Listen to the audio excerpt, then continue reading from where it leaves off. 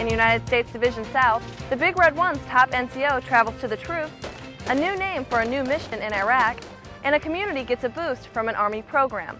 Those stories coming up, but first, Iraqis head to the polls March 7th to elect a new Council of Representatives. Unlike Iraq's first election in 2005, U.S. troops will play a much smaller role as Iraqi security forces across the country take on more responsibility. Sergeant Nick Morales picks up the story from Wasat Province. U.S. forces played an active role in securing polling sites during Iraq's first democratic election in 2005. Now, just 5 years later, Iraqis will secure election sites with little help from U.S. troops. Soldiers with the 252nd Military Police Company are serving as advisors and backup for their Iraqi counterparts. During this 10-hour mission, the Tennessee National Guardsmen helped Iraqi police secure 20 polling stations in the city of Al-Hay. The Iraqi security forces are going to be providing the majority of the security. We'll only be there if and when needed. They've got a pretty good rap on securing the polls, securing where the ballots will be stored at, and we're mostly here as advisors at this point, and it makes me feel really good about where the Iraqi people are going. Wasat Province has more than 250 polling stations. Iraqi soldiers will also work as quick reaction teams should the need arise. Based on their security plan, Sergeant Culberson says he feels confident Iraqi forces can provide the security necessary for safe elections. Sergeant Nick Morales, Al-Hay, Iraq. Last month, the 1st Infantry Division took command of 9 provinces that make up U.S. Division South. The Big Red One has had a presence in Southwest Asia since the early stages of Operation Iraqi Freedom. The division will continue advising, training, and equipping Iraqi troops as part of the drawdown of U.S. forces. Your success is our success.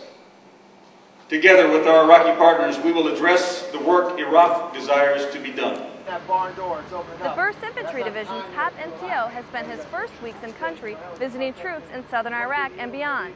Command Sergeant Major Jim Champagne flew to Al-Assad Air Base to meet with troops from Bravo Company 177th Armored Regiment. The Sergeant Major plans to visit more bases later on this month. Operation Iraqi Freedom is getting a name change. Operation New Dawn takes effect September 1st and follows the scheduled drawdown of U.S. combat forces. Secretary of Defense Robert Gates directed the change in part to signal a new mission in Iraq. Army engineers are working with Iraqi builders on critical projects that improve the standard of living for millions of people. Specialist Dan Weber reports their latest project will give kids a better place to learn.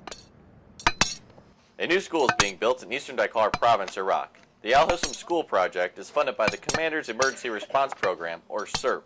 CERP and Army engineers designed the school, which will include 8 classrooms, running water, and air conditioning. Currently, children learn in a small mud hut. It has no lights or running water and a mud floor. Army engineer Moses Cruz believes this project benefits both the military and the community.